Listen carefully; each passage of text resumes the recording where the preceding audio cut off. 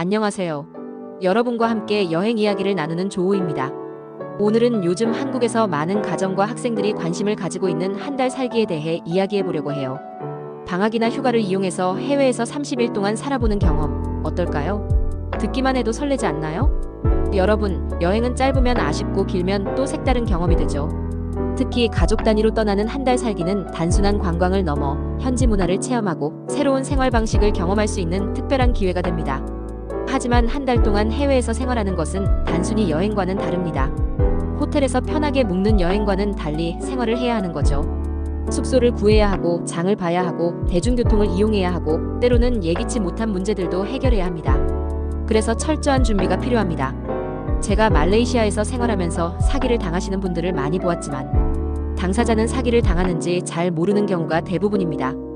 끝까지 들어보시고 저렴하게 유익한 한 달 살기 하세요. 자, 그럼 먼저 한 달 살기의 현실적인 장점과 준비해야 할 것들을 하나씩 이야기해 볼까요? 첫 번째, 아이들의 교육적인 효과가 뛰어납니다. 한 달 동안 해외에서 생활하는 것은 아이들에게 엄청난 학습 효과를 줍니다. 예를 들어, 일본에서 한 달을 살면 아이들은 자연스럽게 일본어 단어들을 익히고 일상적인 의사소통을 하게 됩니다. 태국이나 베트남에서는 현지 친구들과 교류하면서 자연스럽게 영어를 사용할 기회가 많아지죠. 단순한 관광이 아니라 현지 마트에서 물건을 사고 카페에서 주문을 하고 버스를 타면서 자연스럽게 실생활 언어를 배울 수 있는 것이 큰 장점입니다. 하지만 준비 없이 가면 아이들이 쉽게 지루해할 수도 있어요. 현지 국제학교 단기 수업, 온라인 학습, 도서관 이용 등 사전 계획을 철저히 세우는 것이 중요합니다. 두 번째, 가족이 함께하는 시간이 많아집니다. 한국에서는 부모님과 아이들이 함께 보내는 시간이 많지 않죠? 하지만 해외에서 한 달 살기를 하면 하루 종일 가족이 함께하는 시간이 많아집니다. 매일 같이 장을 보고 요리를 하고 새로운 곳을 탐험하는 과정에서 자연스럽게 대화가 많아지고 아이들이 부모님과의 유대감을 더욱 깊이 느낄 수 있습니다. 단, 장기 체류를 하려면 가족 구성원 모두가 편안하게 머물 수 있는 숙소를 선택하는 것이 중요합니다. 호텔보다는 주방이 있는 에어비앤비, 레지던스형 아파트를 렌트하는 것이 경제적이며 장기 체류에 적합합니다. 세 번째, 비용을 절약하면서도 현지 생활을 경험할 수 있습니다. 해외여행을 하면 가장 큰 부담이 숙박비죠. 그런데 한 달 살기를 하면 호텔이 아닌 단기 렌트 아파트를 이용해서 비용을 절감할 수 있습니다. 예를 들어 말레이시아 호텔에서 보통 30일을 머무르면 300만 원이 훌쩍 넘지만 레지던스형 아파트를 렌트하면 150만 원 정도로 해결할 수 있습니다. 식비 비용도 절약할 수 있어요. 현지 시장에서 식재료를 사서 직접 요리하면 외식보다 훨씬 경제적이죠. 특히 말레이시아에서는 현지 식재료가 저렴해서 과일과 해산물을 마음껏 즐길 수 있습니다. 단, 고급스러운 마트를 이용하신다면 한국보다 저렴하지는 않습니다. 네 번째, 차량 렌트와 대중교통을 활용하는 법을 익혀야 합니다. 한 달 동안 머물다 보면 이동이 중요해집니다. 유럽, 일본, 싱가포르처럼 대중교통이 잘 되어 있는 나라에서는 교통카드를 구매해서 현지인처럼 지하철과 버스를 타는 것이 경제적입니다.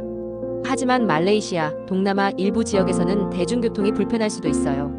말레이시아, 태국, 베트남에서는 차량 렌트나 그래브 같은 차량 호출 서비스를 이용하는 것이 훨씬 편리합니다. 단, 렌트카를 빌릴 때는 국제운전 면허증을 챙기고 반드시 보험이 포함된 정식 업체를 이용해야 합니다.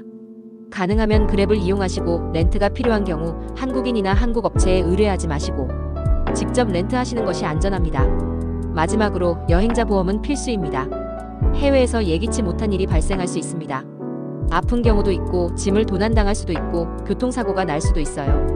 실제로 말레이시아에서 한 달 살기를 하던 한국인이 감기 몸살로 병원에 갔는데 여행자 보험이 없어서 병원비 50만 원을 본인이 부담해야 했던 사례가 있었습니다.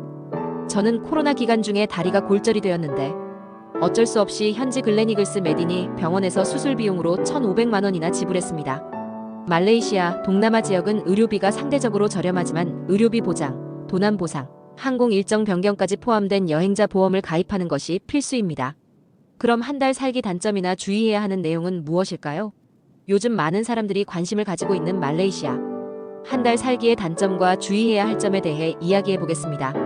한 달 살기는 새로운 문화 체험과 가족과의 소중한 시간을 가질 수 있는 좋은 기회이지만 현실적으로 따져봐야 할 부분도 많습니다. 특히 말레이시아에서 한 달 살기를 하면서 피해를 본 사례도 많기 때문에 여러분이 실수를 피할 수 있도록 중요한 정보를 알려드릴게요. 서두에도 말씀드렸듯이 크던 작던 사기를 당하는 사람은 본인이 사기를 당하는지 잘 모르고 계신 분들이 정말 많습니다. 현지 한국인들이 다 그런 것은 아니지만 가능하면 간혹 부적절한 사례들이 있어 주의를 요합니다. 첫 번째, 예상보다 높은 생활비와 숨은 비용들. 한 달 살기가 단기 여행보다 저렴할 것 같지만 실제로는 그렇지 않은 경우가 많습니다.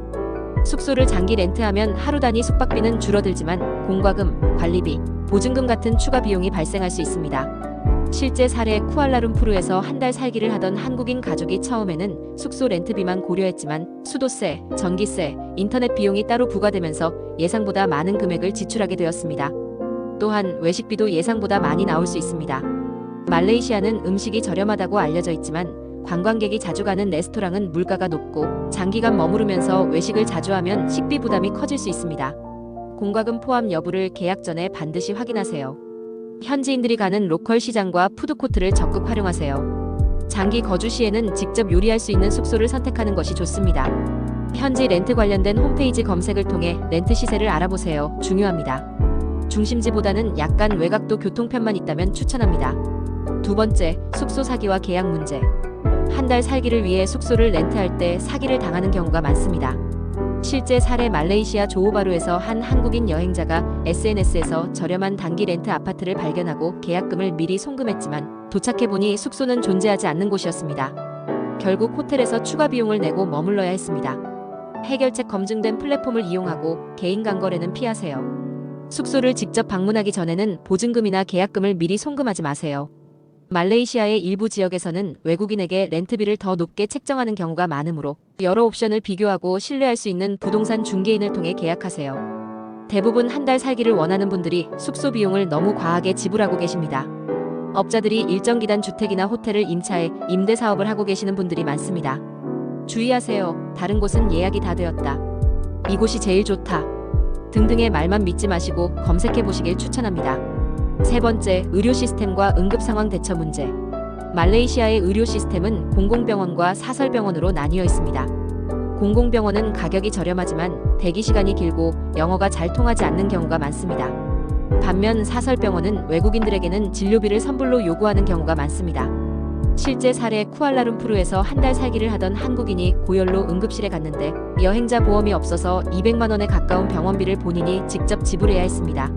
해결책 여행자 보험은 필수입니다. 응급치료, 입원, 항공 후송 보장 여부를 꼭 확인하세요. 사설병원이 빠르고 진료 서비스가 좋지만 비용이 높습니다. 공공병원과 비교해보고 선택하세요. 말레이시아 내 한인 병원 정보를 미리 확인하고 급한 상황에 대비하세요. 비상약은 반드시 준비하세요. 네 번째, 차량 렌트 사기 및 교통사고 위험. 말레이시아에서는 차량 렌트가 필수적인 경우가 많습니다. 하지만 불법 렌트 업체를 조심해야 합니다. 운전자석이 한국과 반대라서 운전은 조심하셔야 합니다.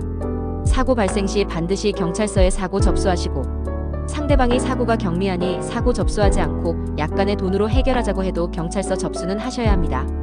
간혹 상대방만 사고 접수를 할 경우 불이익을 당할 수 있습니다.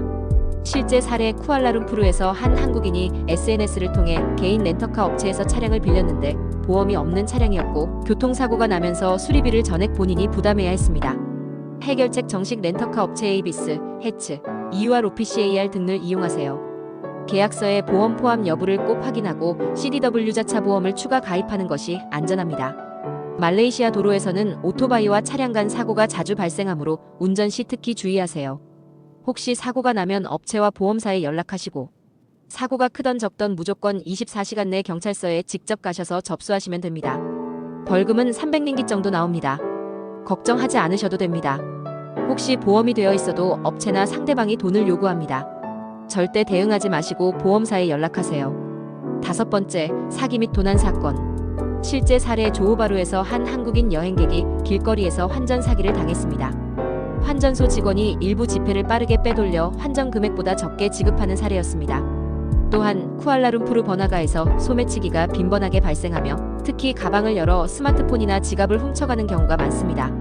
해결책 공식 환전소나 은행을 이용하고 환전 후에는 금액을 확인하세요. 지갑과 스마트폰을 앞주머니에 보관하고 가방을 지퍼가 있는 크로스백으로 선택하세요.